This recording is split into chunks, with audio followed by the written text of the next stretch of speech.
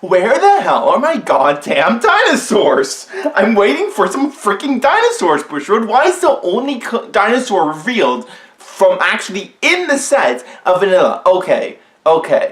So we have cards of the day done for the week. We got 2 new Tachi, not any Tachi reveals actually. There are no Tachi reveals. I'm very upset about that actually.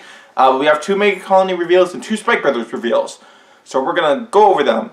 Gonna talk about Spikes first, since they did not get any high rarity stuff. Alright, first we've got this piece of garbage, common non-gift card, Frontline Commander Swigswald. That's an odd name you got there. Swigswald. I don't know what to make of it. I don't know what to make of it. So he has that same beginning of main phase clause, puts himself back into your soul, puts a card from your drop zone at the bottom of your deck, countercharges 1 and draws a card. And this is obviously pretty garbage because like we've already got a rearguard grade 3 slot being occupied Juggernaut Maximum. We're not probably going to be wanting to run more than that, plus our main grade 3, which will obviously be Seafried. And like this doesn't do anything the turn that he hits the field. Like he has to be on the field and live through a whole turn in the front row before he even gets to do anything. Sure, he can be like bait or something, but that's like not worth a card slot. Like it doesn't do anything. Though I do find the indication of more drop to bot deck stuff to be kind of spooky, kind of scaring me, because you know that's a lot of triggers putting back. That's a lot of Jugs and Brackies and Wonder Boys putting back, so that could be pretty scurry. Yeah, and since that number of course includes perfect cards, you know, like games probably won't last long enough for that to be super relevant. But it is something to keep in mind that there does seem to be a lot of this theme. Then beyond that, Diabolic Middle Guard, which is basically a special intercept sort of guy, but he doesn't like require it just reminds me of the old special intercepts. But whenever he's used to guard during a battle when your grade 3 unit is being attacked, so basically anytime your grade 3 Vanguard is being attacked, whatever, it's a 15k guard. It's only 9k power usually, but that can be like buffed up with like Force Gift and stuff, so it's not that big of a deal. So this could be a pretty solid card. Like 15k shields could be really good, especially since we're already dealing with a Force Clan. That is sitting on that big 13k body by default. So this is pretty nice. I like it quite a bit. I like the versatility that it works when used as a shield from hand and when used as a shield from the field. Very good. I like this card a lot. I could easily see this ending up seeing play. Next, on to Megacolony. We have a retrain of the old Megacolony 10k vanilla, a Bloody Hercules. I like this card a lot. So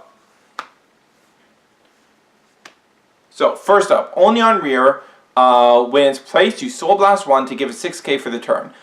Which is rather solid. Like this is a way better version of Silent Tom's own self-buff ability because it's using Soul instead of Counter Blast, and we haven't really seen much like Soul usage in Megacolony yet. Soul could end up becoming tight depending on what the rest of the reveals are for them, but right now, this is really solid. And then its second ability, which works on both Vanguard and Rearguard, which is really great. Whenever it hits anything, you countercharge 1 and give one of your other units plus 6k. That plus 6k number is of course very important with Protect because it lets them hit for 23 with their columns. Like if you take a standard column of 9 and 8, give a 6 to that, and that's going to be hitting for 23. Always hitting for 3 stages. So these 6k buffs are very important. And this is a very easily repeatable countercharge ability if your opponent does not deal with it. And the fact that I can hit when it can proc when hitting against rear guards is very good. And honestly, it's probably the best countercharge ability we've seen so far in Standard.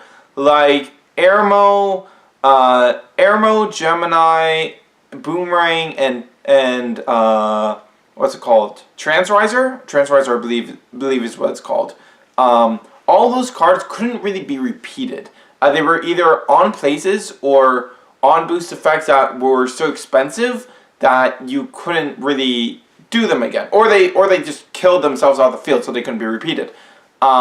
This is the first like on hit or on attack this isn't even costed. It's just a condition. And that's a pressuring condition. So this is going to force your opponent to either deal with this Bloody Hercules or have the threat of you continually renewing your resources. So that's really, really good and very important to keep in mind with the next card. And the last card that we got for this week is a triple rare for Megacolony Machining Mantis. So it's a grade 2, 9k, and when it's placed on Vanguard or Rearguard, you counterblast 1, and you check the top 6 cards of your cards of your deck for a grade 3, add to your hand, shuffle your deck, and then this card gets plus 6k for the turn. Now again, that important 6k number. Now I'm not terribly fond of this being a triple rare because this is, at the end of the day, a counterblast 1 to get 2/3 chance of +1, assuming 8 grade 3s. It goes up to around 76%, I believe, if you're running 10 grade 3s. If you're running 10 grade 3s, I don't see Protect builds, like, it's very I think it's risky to go above that. You might want to just to up the chances of this card going off, because this is a very good plus, because, like, riding a Protect grade 3 is a very strong plus, and if the quality of the grade 3s we see in Megacolony is similar to the quality we saw in Oracle Think Tank, then this might be something you might want to invest into making more consistent. So, like, I'm not too fond of this being a triple rare. I don't really like that. This is still a very solid card, and, like, this is I would be probably decrying this card if we had not seen Bloody Hercules before it. But because we've seen Bloody Hercules before it, and because we know that we're going to have this easy countercharge card that's going to be constantly pressuring your opponent to let you countercharge, and this card that's going to let you to try and convert that countercharging into more pluses, very, very good. Because, like, this is effectively a +2 when you get it off, because that grade 3 is going to be able to be ridden. And if it's not something you want on rears, the grade 3s that have effects on rears have been very, very strong rearguard effects. So it's a very high quality plus when you get it off. So I wasn't too fond of this card when I was first looking over it, but now that I've thought about it more, I think it's very, very strong, and could be worth deck building around.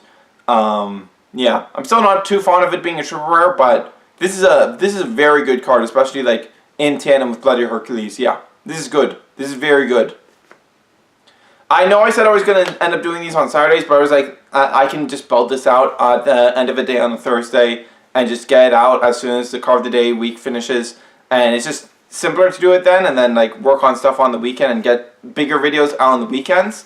So this is the way I'm going to go about it. Tuesdays and Thursdays are going to be my news videos days. As I said, the VP-Tier 1 Royal Paladin breakdown should be coming very soon. I expect to have it out, like, tomorrow or Saturday. And yeah, with that said, this is Hunter Surge, signing off.